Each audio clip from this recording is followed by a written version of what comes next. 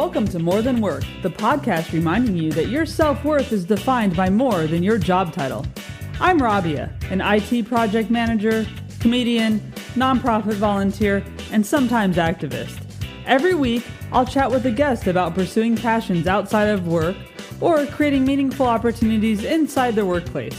As you listen, I hope you'll be inspired to do the same.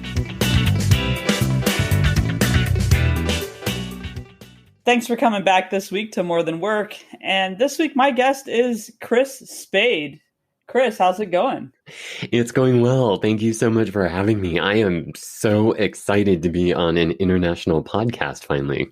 Yes, exactly. Well, I know I'm excited to have one. I had to move over to London just to get one. But yeah. So why don't you just tell the listeners, who is Chris Spade?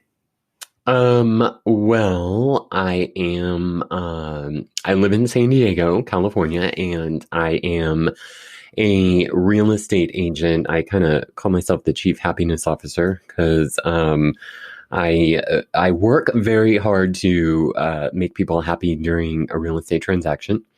And I've been doing that now it'll be my 14th year. I'm licensed this December, and it seems like it was yesterday.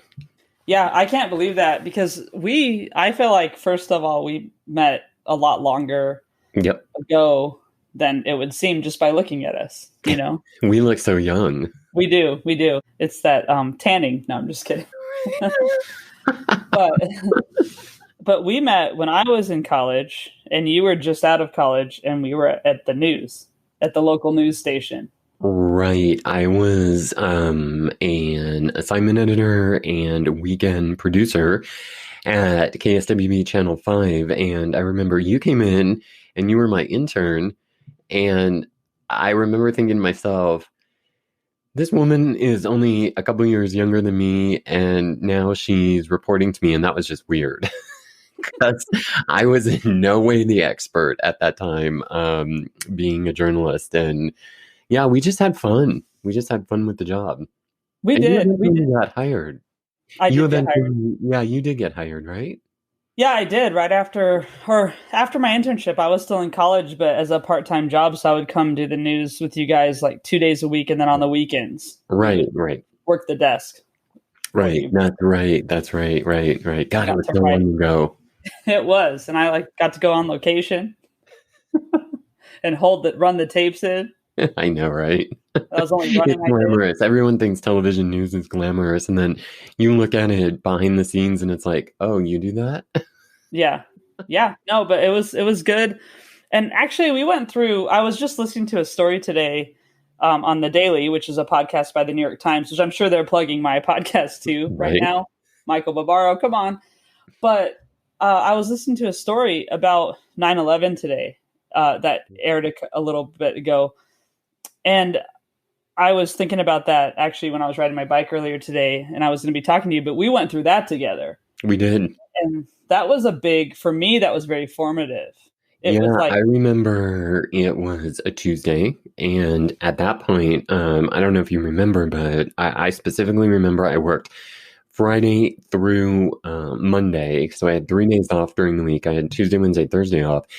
And on Saturday and Sundays, because we were a little low budget back then, I was working all day. So I would come into work at like 8 a.m. and not leave until almost 11 p.m. So I was the assignment editor during the day and the producer at night. So by the time Monday night at 11 rolled around, I remember being beat and got the call. I was still asleep on Tuesday morning when that happened. And I remember and then all of a sudden we were all back at work right away. Mm-hmm. Yeah.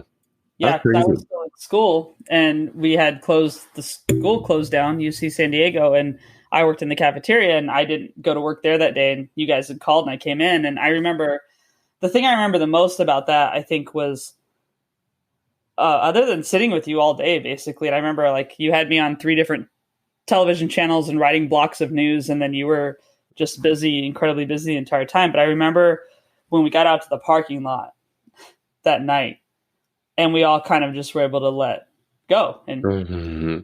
Lost it. Yeah.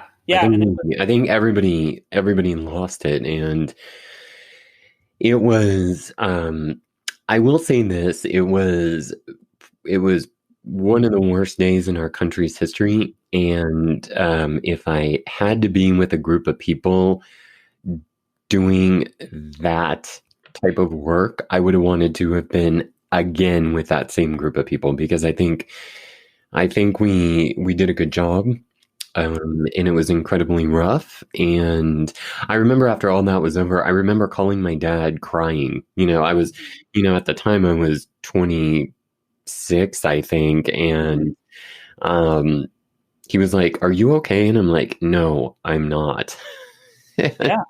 And, at that point, I really realized that what news people do is they really bring the worst of the worst to everybody. Right? Mhm. Like we sit with it for 8 hours a day and give it to you in 30-minute or hour chunks. So yeah, it was a definitely a turning point for me that Yeah. day. Yeah. I mean, I can say the same. And I know neither one of us is in a traditional media job right now. I'm in IT and you're in real estate, but we both have podcasts, which we'll link to your podcast too in the show notes. But you got out of news. And so do you want to talk about how you transitioned out of news?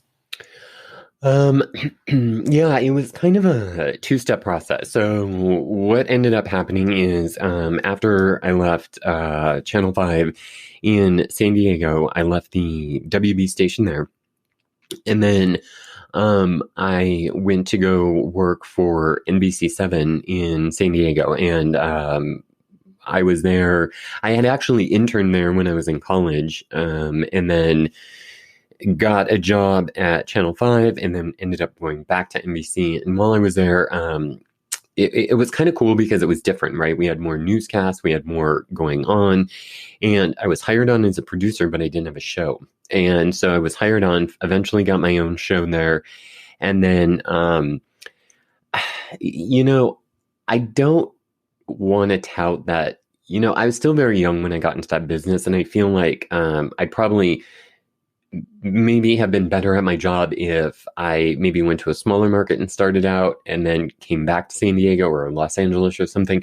But I started in San Diego. And so I feel like the opportunities that were given to me don't always, aren't given to everyone else.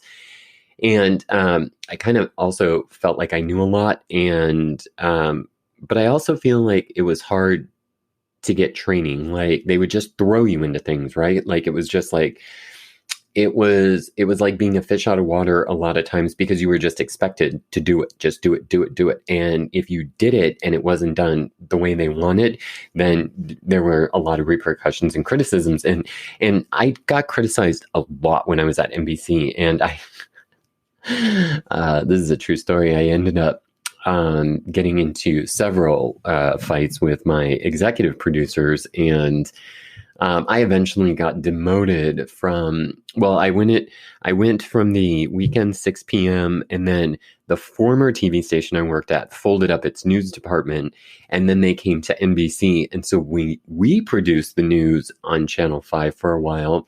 And so then they gave me my show back, but they had me doing the 6 p.m. and the 10 p.m. And they said, listen, all you got to do is produce the 6 and then just copy and paste it for 10. But then I went back, I went from working an 8-hour day to like a 12-hour day, and I'm like, this sucks. And then I got demoted to the weekend morning show, which is really the show that, you start out on as a brand new producer. Well, I had already had 7 years experience at this point. So I was like 7 or 8 years. And so I was like, well, this is BS. And so talk about mailing in something. I totally mailed in that weekend morning show. I mean, it was just copy and paste from the whole week. And then just doing the absolute newest stuff off the top of the show. And then it was just dumb. Didn't enjoy doing, a lot of that. And then, so at that point, I had a friend who was getting his real estate license, and he's like, "Why don't you just get your real estate license? You'll do really well at this job. You've got a really good personality. You should do it." And so I had started that process. Well, during that process, I went through. I had a family emergency. My mom died. She was actually killed in a car crash. Mm-hmm. And it happened on December 21st, 2006. And, most of the stories news people cover around the holidays are just holiday stories, right? Like, last minute Yeah. Christmas shopping and crowded parking and, the kindness of strangers, that type of stuff. And so when you get a hard news story on any given day, the closer it is to Christmas, it's almost like the news gods are looking down on you, going, "Thank you," and you're here, you go, and handing you this bird in a nest, right? Like just giving it to you, and so she was killed, and it happened in Minnesota, where I'm from, and it ended up being a big story because it was the middle of winter in Minnesota. It was snowing, bad conditions, and the tragic way in which she passed away in this car crash. I won't go into all the details, but anyway, um, she so obviously, I flew home, went to my mom's funeral, and it was just very odd because this whole time it was very, very surreal. Like, and the funny thing is news traveled fast about my mom passing away in our business. And, it was on the West Coast. Everybody I had knew and worked with was calling me from all over the country.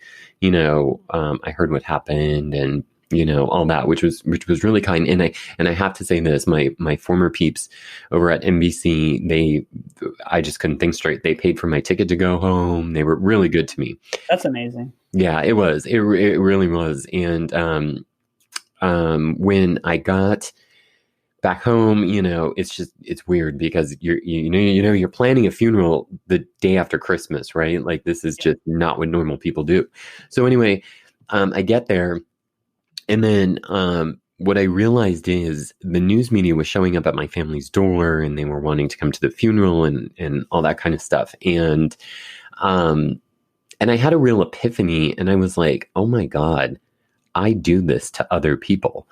Like, I'm the guy that calls you and asks for a soundbite when something tragic happens. And I've been doing that for nearly 10 years at that point. And so I was like, this is horrible. Like, I'm a really, can I say shitty? I'm a really shitty person. You get the explicit the second in a row.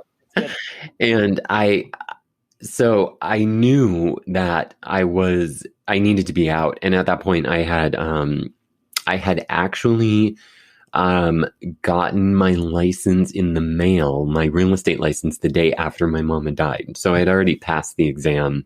Mm-hmm. And I got the license, and I was going to go sign up with my company that I'm at now. And it ended up being that it took a couple more months because I was just not in the right headspace to be starting a new career. But that's how I transitioned out. And I went back to work.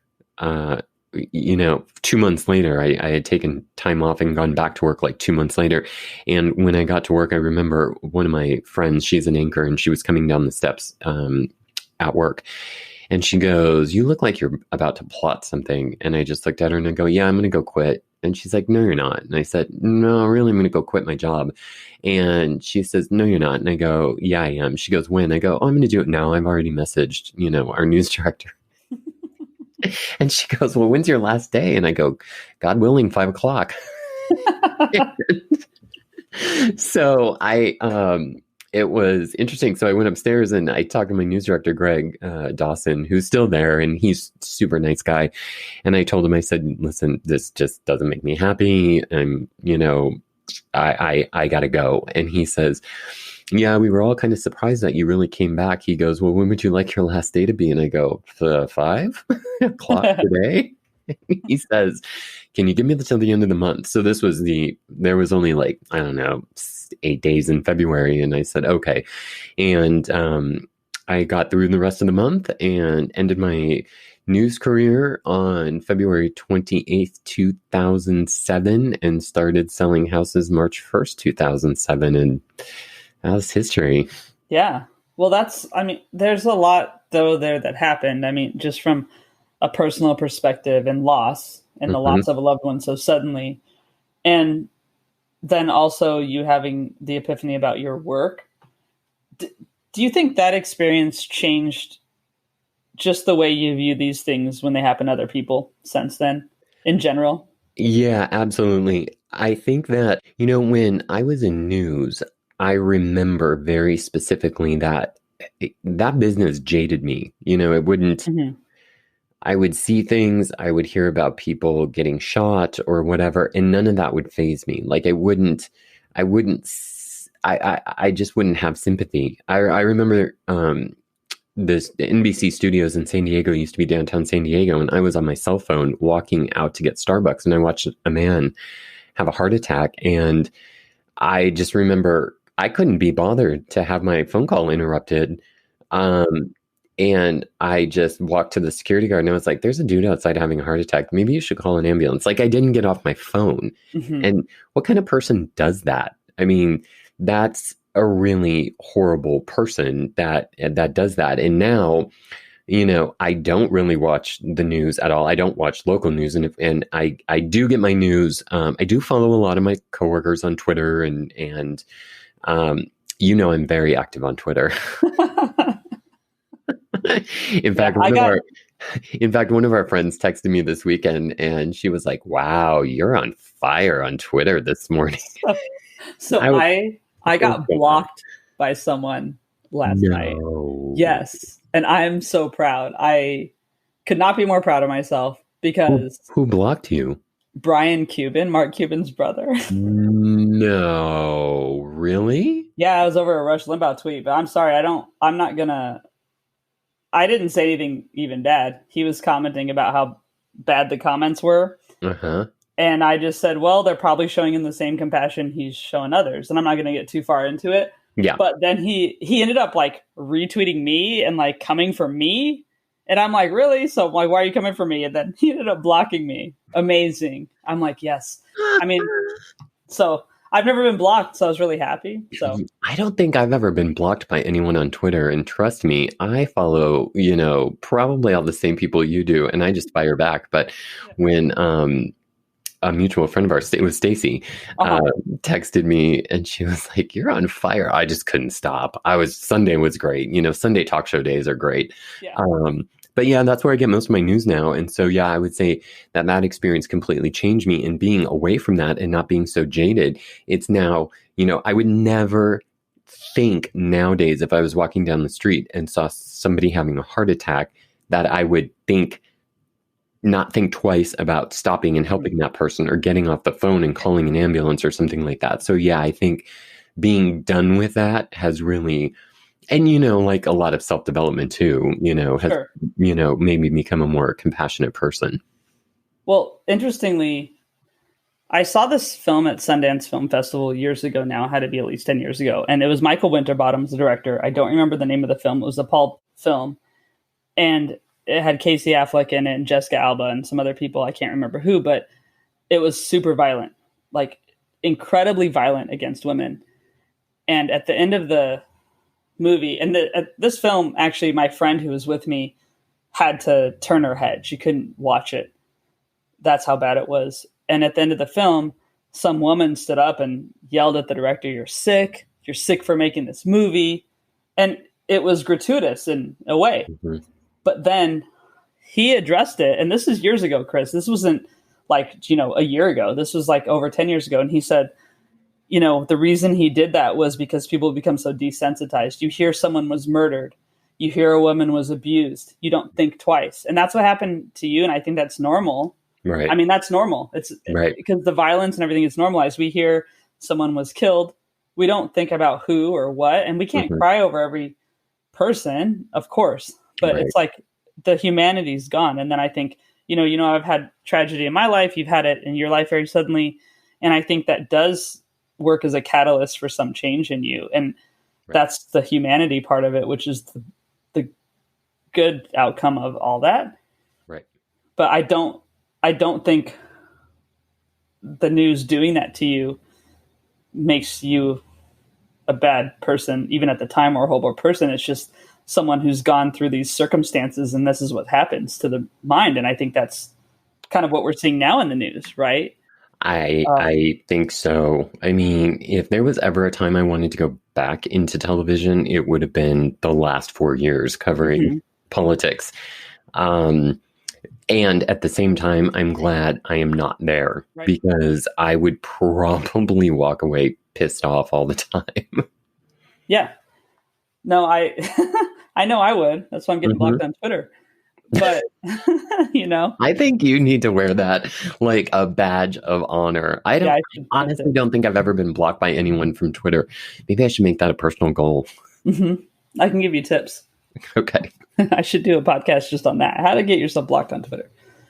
But so let's talk a little bit about what, the news wasn't fulfilling you anymore. And I know personally how that is too. You have something, it's a dream and you think that's what you want to do. So when you switch to real estate, and I know you do love it now, and what's different for you in that career, and why is that career good for you? So, I didn't know if it was going to be good for me or not. I didn't, I didn't know if this was going to be the end all be all. What I think did it for me and what made me appreciate the business and, appreciate myself more is the company that I chose to align myself with.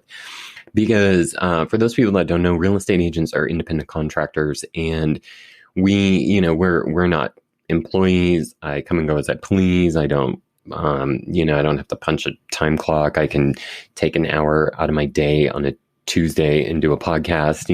I don't have to ask for permission to do anything.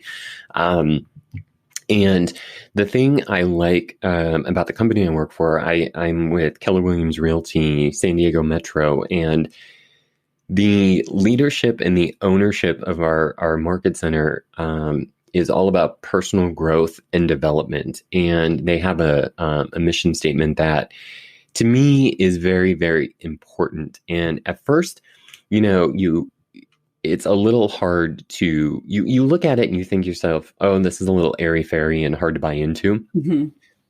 What you learn is that once you've bought into it, it will definitely change your life. So and I think that's what did it for me. So the woman now who owns my office, we've known each other going on 14 years, and she has helped, been a huge part of my personal development and personal growth. And then I've reached out and gotten help from different coaches within the company. And I think that that's really important too when you're an entrepreneur, is realizing that you don't have to reinvent the wheel. The wheel's there. So, like the founder of our company says, stand on the shoulders of giants. You don't have to start this on your own at ground zero. You are able to go and piggyback off the success of others. And I think that was huge for me because there's not a lot of people that do it. They want to say they're self-made.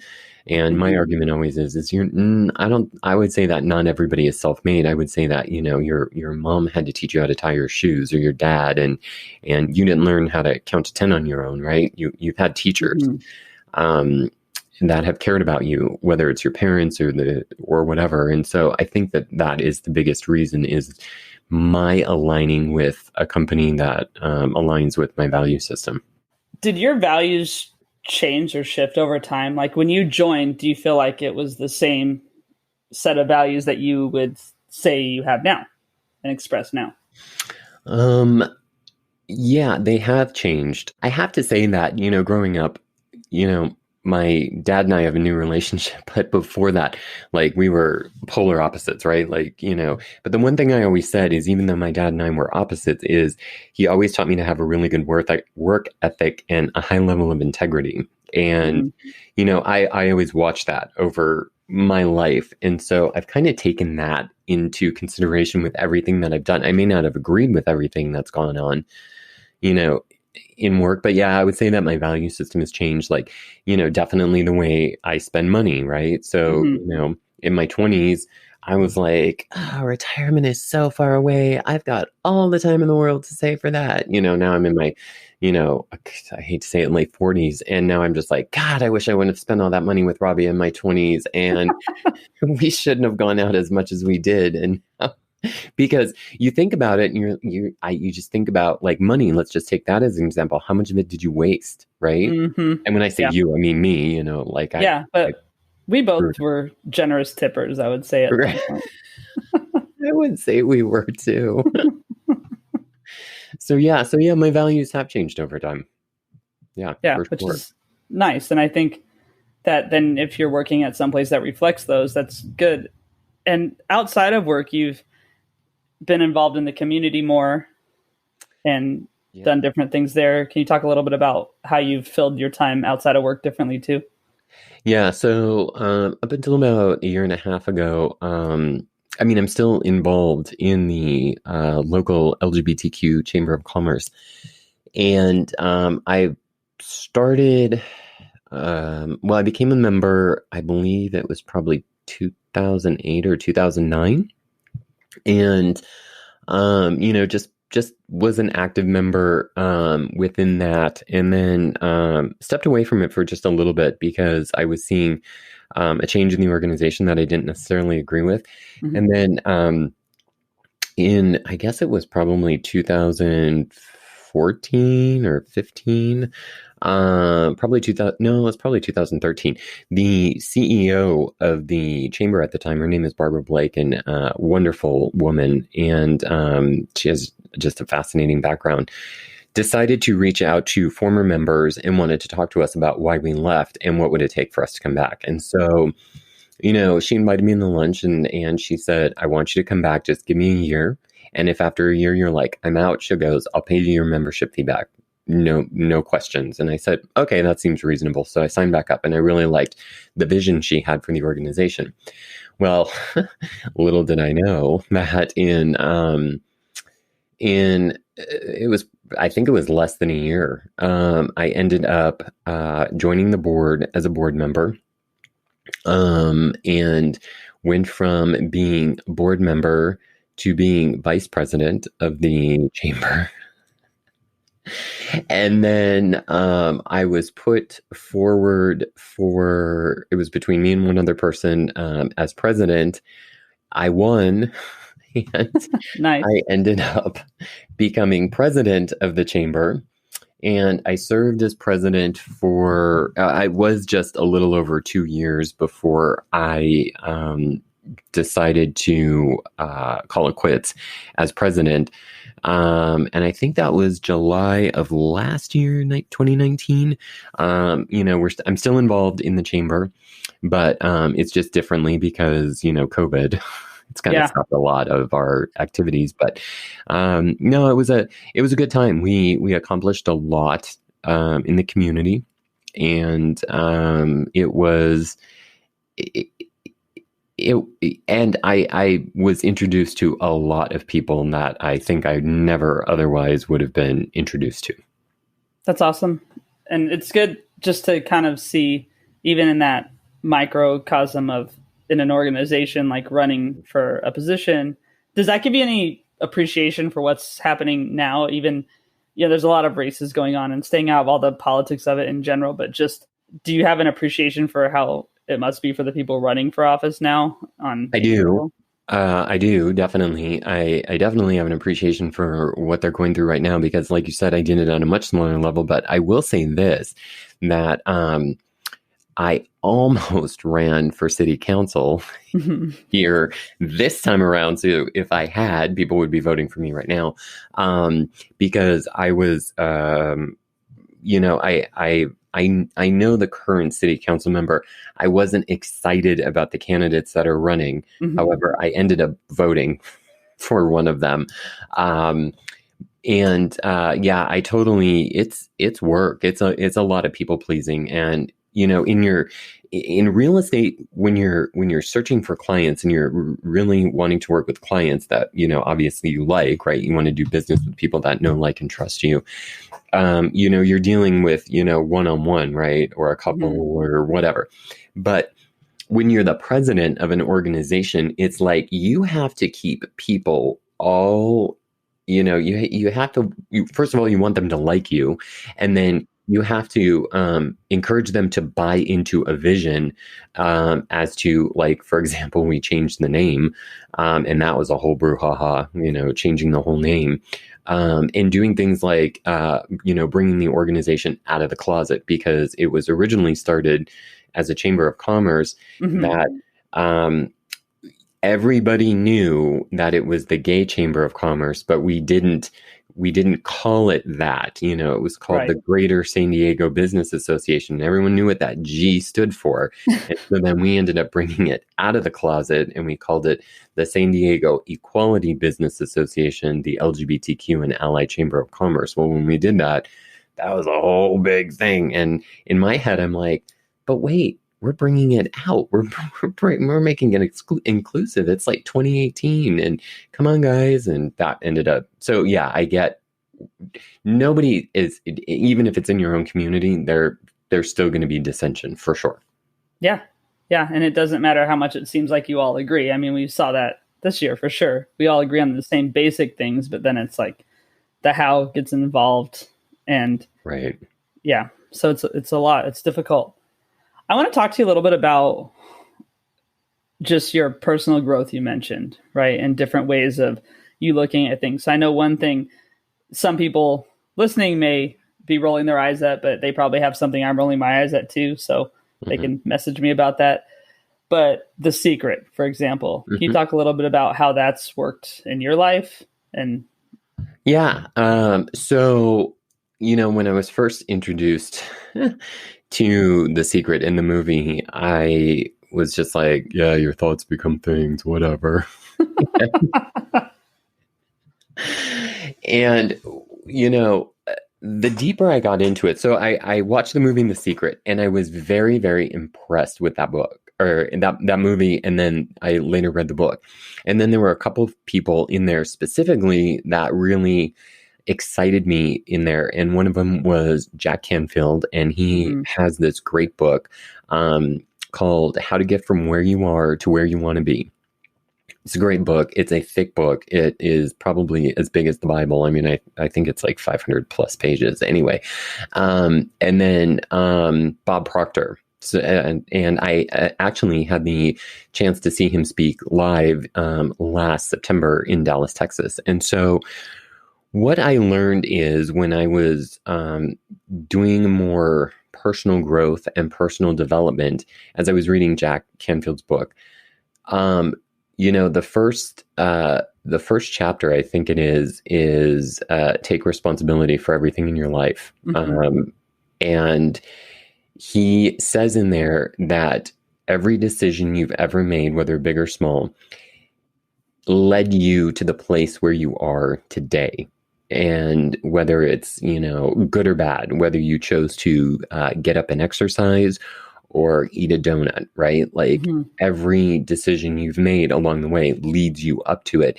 And once you decide to take responsibility for where you're at in your life, there's no way you can move forward. And so for somebody who feels stuck, and trust me, I've been there plenty,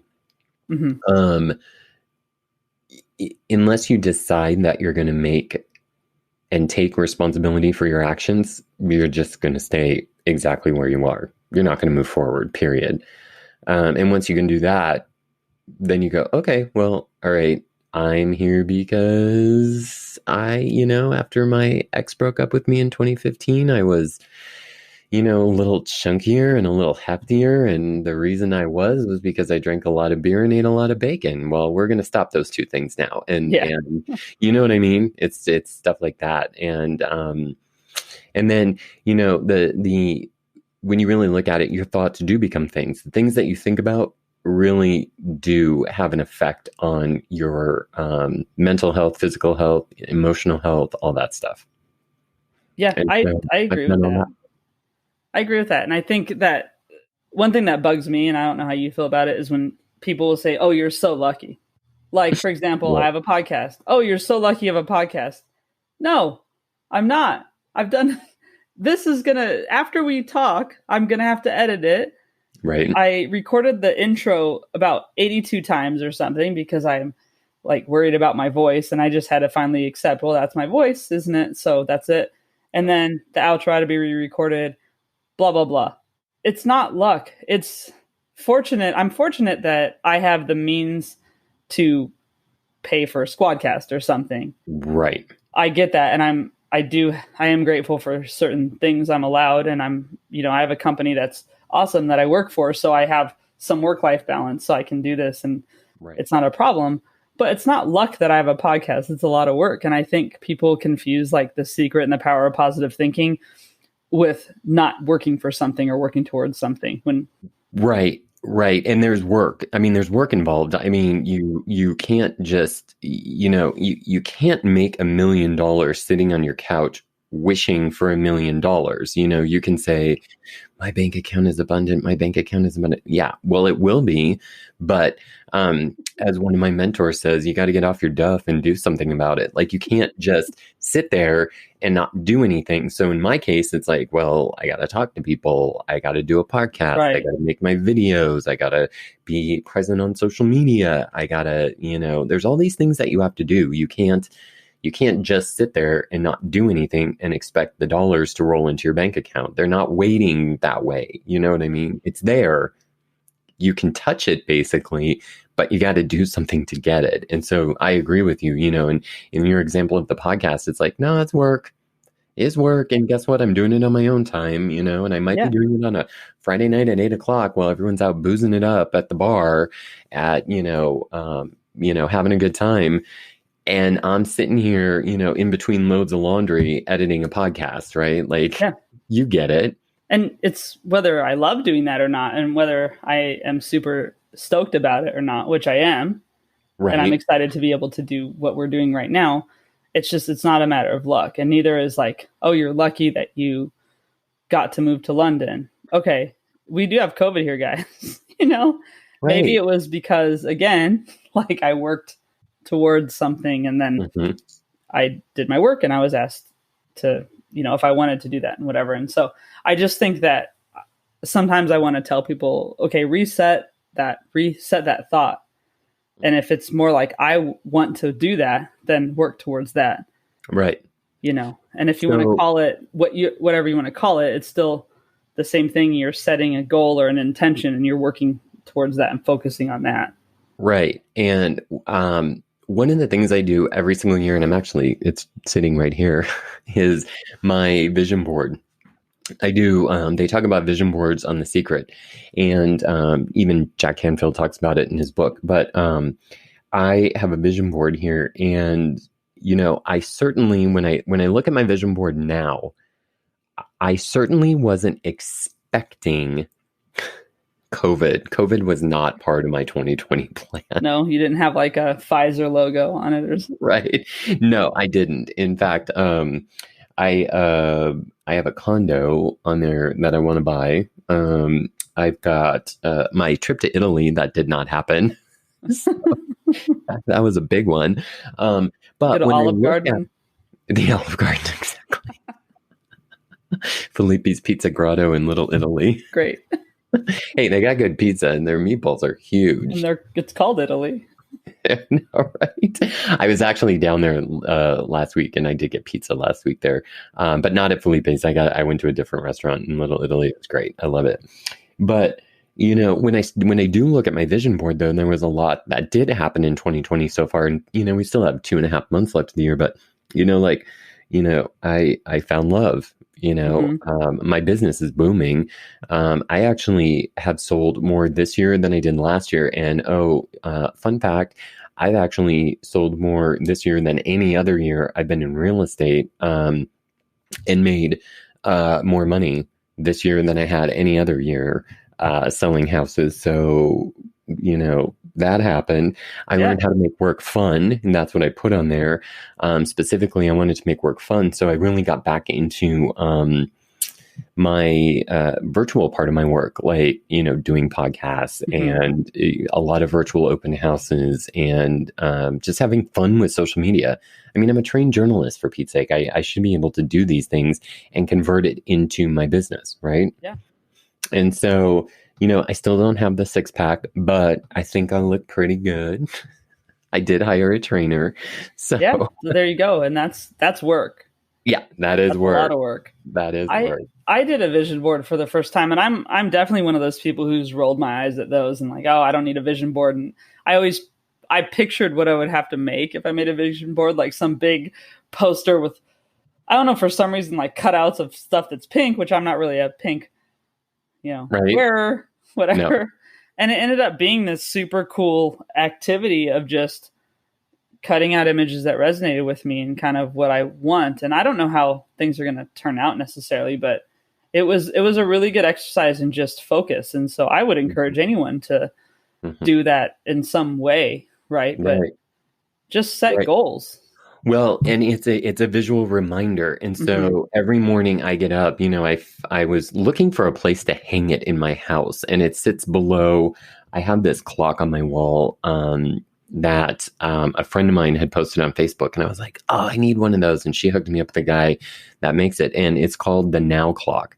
And so it kind of sits at, couch level. So when you're sitting on my couch, it's kind of in your face. And when you think that you need to do something or you want to do something, because there's so many times where I'm like, oh, I'll just do it later. I'll just do it later. And then, later is like 3 weeks later. Right. And so now it's at eye level, and it's kind of at eye level even when I'm laying on the couch. And so I look over and I see now. So I'm like, ugh, so I'll just get up and do it. Right. Yeah. Yeah. And I've learned to do that. And, in my business, in my personal life, in everything, if I put it off, it's not going to get done. So that's why I just do it. So that's why I would encourage people, like right now is a great time to start doing something like a vision board. Just go through magazines and just start cutting out stuff that resonates with you. And then just plop it on there. The house you want to buy, the money you want to make, the love that you want to have, the whatever. It doesn't matter. Whatever it is, just do it. And, you're going to end up having this creation. And then, like I said, I was trying to find a place to hang it up and I couldn't. So I'm at that age now where I do have a recliner in my house. You got to sit in it sometime when you come back because it is so comfortable. I bought it and it's a club chair that is disguised as a recliner. And so when I was buying it, the woman's like, oh, that's a recliner. I'm like, oh, I'm not old enough for those, but it's actually really comfortable. So when you sit in my recliner, my vision board is right in front of it, across the room. So I see it when I'm journaling every morning and doing my gratitude and all that stuff in the morning. So I think it's really funny. So I get to see it every single day, multiple times a day. Well, and to the point about the club chair recliner, I mean, it's one of those things where we make fun of things older people do, but then they later make sense. Like, It's a comfortable chair and it's practical. Because a lot of times when you're younger, you buy furniture that you think looks really awesome, but it's uncomfortable and not good for sitting. Yep. Well, just give in, Oh, man. Buy something that's made for sitting. It was the best purchase I've made. And I make everybody who comes into my house, not that I have a lot of guests right now. Right now, it's just me and my boyfriend, and maybe the neighbor will come over. But I make them sit in it. I go, sit in it. You have to sit in it. It's so comfortable. And then just squish yourself into it. It's so delicious. They look at me like, you're crazy. Just, no, I'm not. No, you don't call a piece of furniture delicious. But this chair. Well, so besides sitting in a chair like that, do you have any advice or mantra that either was given to you that you like to share, or just something that you came up with that you like to share with people if you can? So the other thing that I do, affirmations. I mean, like I do affirmations a lot, and I think affirmations are extremely personal. But even more so than that. So the woman who wrote The Secret, Rhonda Byrne, she also wrote another book, which I would highly encourage anyone who's looking to explore read, and it's called The Magic. And what it is it's a 28-day gratitude practice.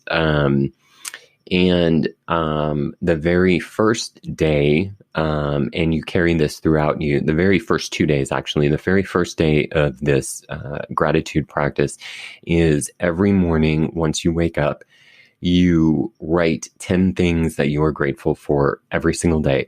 and to get specific. And so, for example, let me just read you what I wrote this morning. I'll just read a couple.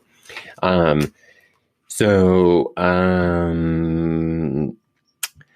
am grateful for my home. I love this little house and how cozy it is.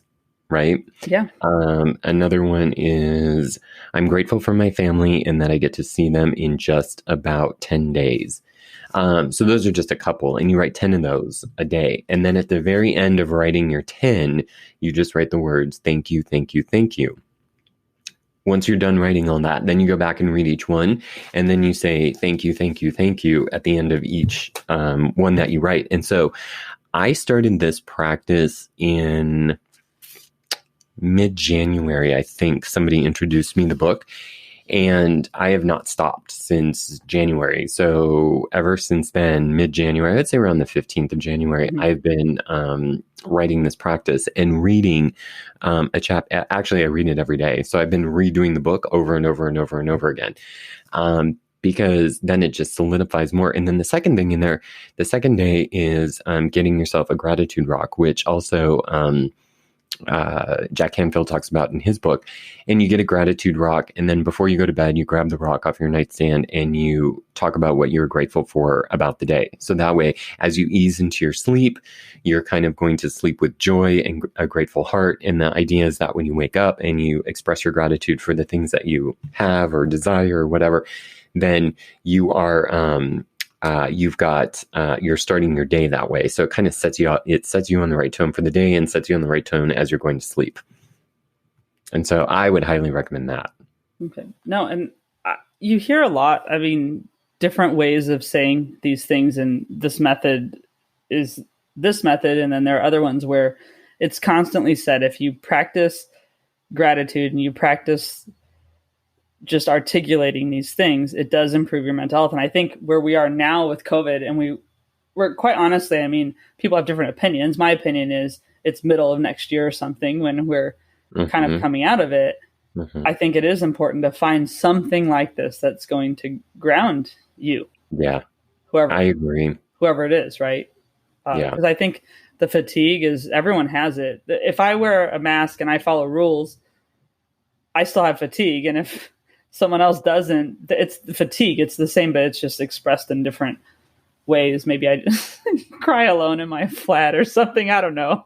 Instead of going out and having a party in Soho. But you know, I hear you. I mean, yeah, and you have to look at the blessings. So let's take a look at this. 2020 has just been like, a crap storm for a lot of people, right? Including me. This whole thing happened, and me, I'm a social person. I like to go to happy hour. I like to have my wine. I like to, hang out and so this whole thing, like, the 2-week lockdown turned into a month, which turned into 8 weeks. And, it was like, well, I haven't gotten a hug from somebody in 8 weeks. You start feeling really weird.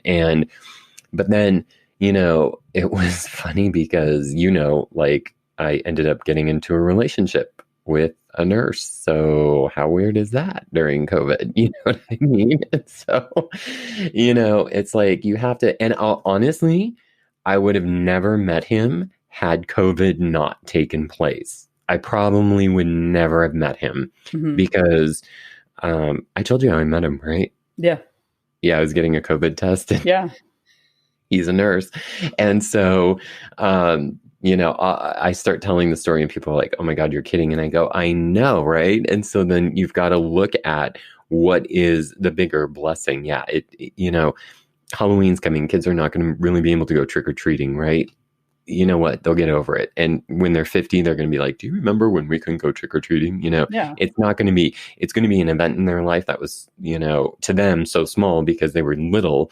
To us, in 30 years, if we're still around, we're going to be, we're going to look at that and go, God, that was a long time. Right. Yeah. So it's different, but yeah, I mean, I just look at the blessings about what from this experience can I learn? Even if it's a horrible thing, what can I learn from this experience to make my life better so that it doesn't happen again? Or if it does, that it's easier on me the second time around. Yeah, I agree. So I have a set of questions that I call the fun five. So far, they've Mhm. been fun, at least for me to ask. So we'll see if you think they're fun. So we'll just go through those. What is the oldest T-shirt you have and still wear? Um,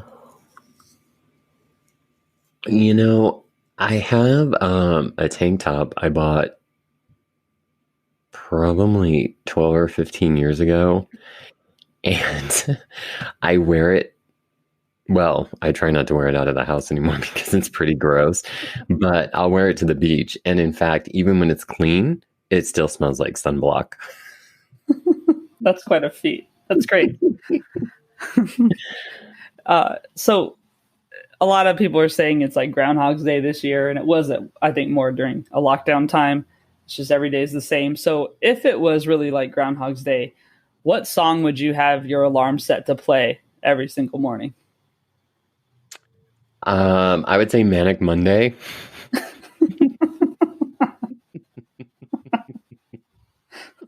That came to you easily. Wish you were a Sunday. Exactly. Which that's a fair song to play every day, really, because Sundays are pretty great. I agree.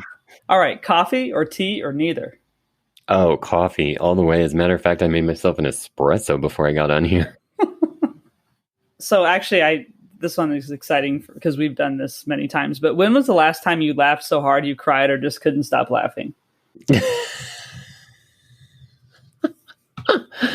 Okay, so have you ever heard of this app next door? Yeah. Oh Yes. my Yes, I God. have. It could have other names. It's so bad. Okay. Okay, I know you do comedy. I thought about doing comedy just because I get on this app and I could just tell stories from this app. So recently, well, it was not that recently. It was probably like 8 months ago. I was laying on my couch. I think it was a Friday or Saturday night, and I was, I don't know, half a bottle of wine in because that's what I do now. And anyway, there was this woman complaining on Nextdoor about she wanted to know if she could file a noise complaint for her neighbors having loud sex. And the responses that were coming from this, like, what is your problem, Karen? People need to get it too. Maybe you need some, and blah, blah, blah. And then I learned that there's a woman down the street over on Myrtle Street that apparently is a moaner. So we've got a nickname for her in the neighborhood now, which I didn't know, which is called Moaning Myrtle. And so I was reading all of these responses to this woman wanting to file a noise complaint with the police department for her neighbors having really loud sex. And when I was doing that, tears were coming out of my eyes. In fact, my neighbor texted me and goes, "What are you laughing at?" So you're almost getting a noise complaint too. And I posted the screenshots on Facebook. It was hilarious. Yeah, well, that's like a pretty innocuous thing for Nextdoor too, because they have some crazy stuff. But Oh, yeah, yeah, for it's sure. nuts. Well, that's good. And who inspires you right now? Kamala Harris right now is a huge inspiration Mm-hmm. to a lot of people. I mean, she's breaking down barriers for a lot of firsts. And I just look at her, like today's her birthday. And, so happy birthday. She is definitely someone who has dealt with adversity. Mm-hmm. And, even during the last debate, it's just very interesting what she had to do just to fight to get her voice heard and what she's doing across the country. She definitely inspires me. If it was someone from my past that's no longer with us, it would have been my grandma because she's very inspiring. She was a ball buster, man, but she was very proud of me. I mean, we disagreed a lot, right? Like we disagreed a lot, but I was her favorite, and she really, she inspired me. Anytime I needed a pep talk, she would always give it to me, and it was just basically, the kick in the butt I needed to, move forward. Yeah, yeah. Grandmas are the best. I mean, Yeah. her birthday's in October, Halloween. So Oh, that's awesome. yeah, and her name was Elvira. So She would This say, I did not know about you. she would say, when she'd meet people, I'm the original Elvira. Is that your mom's mom? Yeah. No, well, then I can see the humor because your mom is funny. Yeah, so grandmas are awesome. All right, so the last question is just what, if people want to learn more about you, and I'm going to have show notes, but what do you want to promote, or what would you want them to look up? Well, you can find me anywhere. You just Google me. Chris Spade. Just go Chris Spade, real estate agent, and I'm going to pop up everywhere. Apparently there's a Chris Spade that works for Showtime. That's not me. But I think it's ironic that, you know, I have the same name as this woman who's an executive over at Showtime. Maybe we should do something together. But yeah, I'm all over the place, man. I'm all over Twitter. That's where I unleash on politicians. But so Chris Spade Unleashed will be on Twitter, and then anywhere else it's just Chris Spade. Yeah, just then YouTube, it's just my real estate videos. You know, sometimes there's a blooper or some dumb stuff. I've got my outlines for all my stuff I need to make, and you know, change my costumes for my videos. Well, you can call the other Chris Spade at Showtime. Maybe they can help. So, yeah, maybe I can just do an entire reality show off my iPhone. That would be kind of cool. It would. All right. Well, Chris, thanks so much for chatting with me and just talking through your path. I really appreciate it. I hope that people listening, you know, at least get maybe a good habit out of it, like gratitude journal or something like that. Hopefully. Thank you. I appreciate you having me. All right. Take care. Take care. Bye-bye. Thanks for joining me this week. You can find out more about our guest in the show notes. The music you're probably moving to by now is by Joe Mafia. Find him on Spotify. That's Joe, Maffia. And Rob Metke is responsible for our visual design. You can find him online by searching for Rob, Metke. Thanks, Rob. Let us know who you'd like to hear from or about your own experiences defining yourself outside of work at More Than Work Pod on Facebook, Instagram, or Twitter. Give us a follow. Or visit our website at rabiasaid.com. Subscribe on Spotify, Apple, or wherever you get your podcasts. Thanks for listening to More Than Work. We'll be back next week with another guest. In the meantime, while being kind to others, don't forget to be kind to yourself.